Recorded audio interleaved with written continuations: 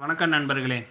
இப்போ மேலே பாருங்கள், அவர் முன்னாள் நீதிபதி சந்துரு அவர்கள் ஒரு ஸ்டேட்மெண்ட் சொல்கிறார். உச்சநீதிமன்றத்தில் இடஒதுக்கீட்டில் அந்த மாதிரி எஸ்சி எஸ்டிக்கு வாய்ப்பு கிடைக்கலன்னு.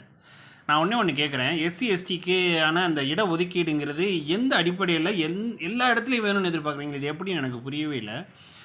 ஒரு மனிதனுக்கு தான் வாழ்க்கையில் முன்னேறதுக்கு அடிப்படையான தேவை கல்வி. ஸோ அந்த கல்வியில் இடஒதுக்கீடு நிறைய இந்த எஸ்சி எஸ்டி சமூகத்திற்கு அரசாங்கம் கொடுத்துருக்குது, இந்தியா முழுக்க கொடுத்துருக்கு. அடுத்து வேலை வாய்ப்புலேயே உங்களுக்கு பெரிய வாய்ப்பு கொடுத்துருச்சு.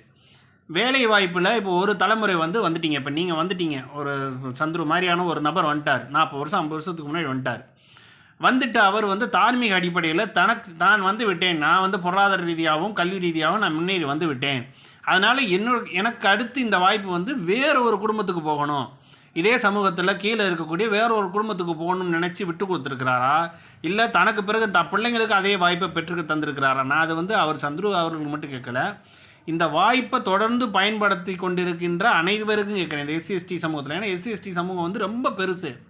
அதுக்கு கவர்மெண்ட் 100% வேலை வாய்ப்புலையோ எதுலேயுமே 100% கொடுத்து நிறைவேற்றவே முடியாது.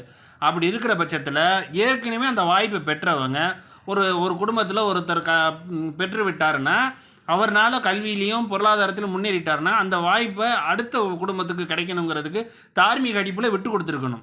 இல்லை அரசாங்கமே இதுக்கு ஒரு முடிவு எடுக்கணும். ஒருத்தர் பெற்று விட்டாரா அவருக்கு கல்வி மட்டும் கொடுக்கப்படும், வேலை வாய்ப்பில் பொது தேர்வில் தான் அவர் வரணும் அப்படிங்கிற மாதிரி கொண்டு வரணும். ஏன்னா அதற்கு உண்டான பேஸ்மெண்ட் ஆல்ரெடி கொடுத்தாச்சு, அவங்க தகப்பனார் கொடுத்தாச்சு. அப்போ அடுத்து வரக்கூடிய பிள்ளைக்கும் வேணுங்கிற அவசியம். ஆனால் இப்போ இன்னும் நடக்குது, இன்னும் எஸ்சி எஸ்டியில் 90% மக்களுக்கு இந்த கல்வியும் போய் சேரலை, வேலை வாய்ப்பும் போய் சேரலை. இதெல்லாம் யார் பயன்படுத்திகிட்டு இருக்கிறாங்கன்னா, ஏற்கனவே போனவங்க தனக்கு பின்னாடி பிள்ளையை வச்சு மற்றவங்க இப்படியே தொடர்ந்து இவங்களே பயன்படுத்திக்கிட்டே இருக்கிறாங்க. கீழே மற்றவங்களுக்கு யாருக்கு கிடைக்க விடாமல் தடுத்துக்கிட்டே இருக்காங்க. அதுக்கான ஒரு ட்ராமா தான் தொடர்ந்து எஸ்சி எஸ்டியை நசுக்கிட்டாங்க, பிதிக்கிறாங்க. எஸ்சி எஸ்டியை வெளியிலேருந்து யாருமே நசுக்கலை, பிதுக்கலை. எஸ்சி எஸ்டி சமூகத்தை நசுக்கிறது பிதுக்கிறதும் அந்த சமூகத்தின் கோட்டாவை பயன்படுத்தி ஏற்கனவே அரசு வேலையில் இருக்கக்கூடியவர்கள் தான். நீங்கள் உங்கள் குடும்பத்துக்கே திரும்ப அந்த வாய்ப்புகள் பெற வேண்டும் என்பதற்காக ட்ராமா பண்ணிகிட்டு இருக்கீங்க. இன்றைக்கி எத்தனையோ பேர் குப்பை அள்ளிக்கிட்டு இருக்கிறான், சாக்காடு அள்ளிக்கிட்டு இருக்கிறான், கஷ்டப்பட்டுட்டு இருக்கிறான், நூடுல் ஆகிட்டு இருக்கிறான், கூலி வேலை செஞ்சுக்கிட்டு. நீங்கள் அனுபவிக்கணுன்ற சுகத்துக்காக அவன் கஷ்டப்பட்டுக்கிட்டு இருக்கிறான். இன்னும் நீங்கள் என்ன ஒரு நீதிபதி ஆனதுக்கு பிறகும் அதுலேயும் ஒரு இடஒதுக்கீடுன்னு கேட்குறீங்களே, எந்த வகையில் நான் நீங்கள் கேட்குறது? அப்போ அந்த இடஒதுக்கீட்டுக்கான மதிப்பு தான் என்ன? கீழே இருந்தாலும் உங்களுக்கு வேணும், மேலே இருந்தாலும் வேணும், எல்லா இடத்துலையும் வேணும்னா இப்போ திறமைன்றது எங்கேருந்து தான் வரும் உங்களுக்கு? எப்போ தான் உங்களுக்கு திறமை வரும்? அருமை நீதிபதி அவர்களே, முன்னாள் நீதிபதி அவர்களே, உங்கள் திறமையை பயன்படுத்தி மேலே வாங்க. இன்னும் உட்காந்து ஒப்பாரி வைக்காதீங்க.